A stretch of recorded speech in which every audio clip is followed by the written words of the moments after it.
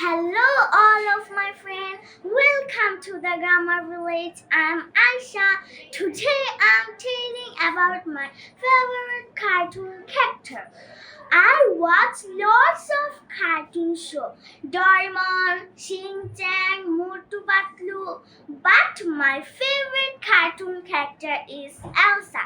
Elsa is in movie Frozen. She is very beautiful and has a nice voice. There are five main characters: Elsa, Anna, Olaf, Christopher, and Hans.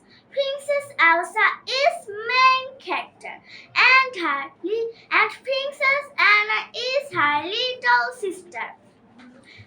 Olaf is a snowman. He is so cute. Elsa has a secret ability to create ice and snow.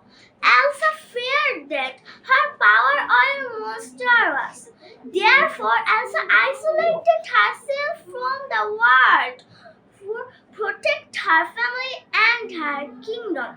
The main message is that family is the greatest love for all. I like Elsa so much. That's all, no more today. Thank you so much to listen me with keep patience. Bye.